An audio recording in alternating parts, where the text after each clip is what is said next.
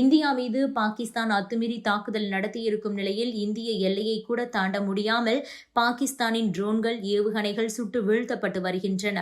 இதன் பின்னணியில் இஸ்ரேல் வழங்கிய ரிமோட் மானிட்டரிங் டெக்னாலஜியும் நமக்கு உதவி கொண்டிருக்கிறது என்பதையும் நாம் இங்கு சொல்ல வேண்டும். ஜம்மு காஷ்மீர் மாநிலம் பகல்காமில் தாக்குதல் நடத்திய பயங்கரவாதிகளை அழித்தொழிக்க இந்திய பாதுகாப்பு படைகள் ஒருங்கிணைந்து ஆபரேஷன் சிந்தூர் என்ற பெயரில் பதிலடி தாக்குதலை தொடங்கியது.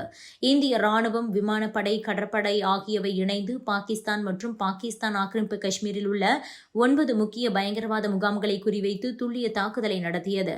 அந்த தாக்குதலில் பயங்கரவாத முகாம்கள் அழித்தொழிக்கப்பட்டது.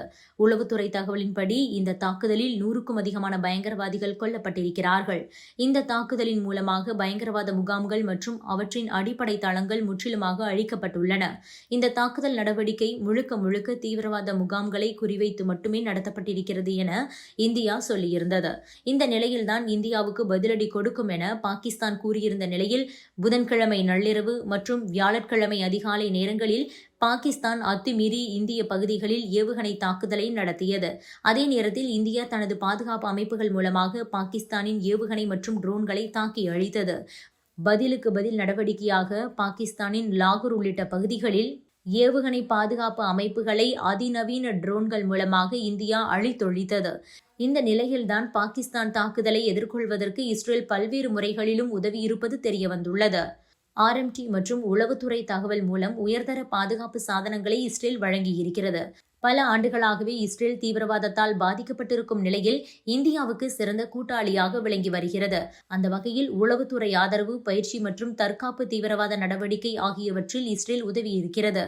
குறிப்பாக drone technology, remote monitoring technology போன்ற தொழில்நுட்பங்களை இந்தியாவுக்கு வழங்கியதில் இஸ்ரேலின் பங்கு ரொம்பவே அதிகம் என கூறுகிறார்கள் பாதுகாப்பு நிபுணர்கள். ஏற்கனவே இஸ்ரேல் தீவிரவாத எதிர்ப்பு நடவடிக்கைகளில் ஈடுபட்டு வரும் நிலையில் அந்த நாட்டு அனுபவங்களை இந்தியாவுடன் பகிர்ந்து பயிற்சி வழங்கப்பட்டிருக்கிறது. ரஷ்யா, அமெரிக்கா, பிரான்ஸ் உள்ளிட்ட நாடுகள் ஆயுதங்கள் மற்றும் போர் விமானங்களை வழங்கியுள்ள நிலையில் மிக சரியான உளவுத்துறை டெக்னாலஜிகள் மற்றும் உயர் பாதுகாப்பு சாதனங்களையும் வழங்கி உதவியிருக்கிறது இஸ்ரேல். பாகிஸ்தான் தாக்குதல் நடத்தும் என தெரிந்திருந்தாலும் அதனை துல்லியமாக நேரத்தில் கண்டுபிடித்து எதிர்த்தாக்குதல் நடத்த இஸ்ரேலின் RTM டெக்னாலஜி உதவியது என்கிறார்கள் பாதுகாப்புத்துறை வல்லுநர்கள்.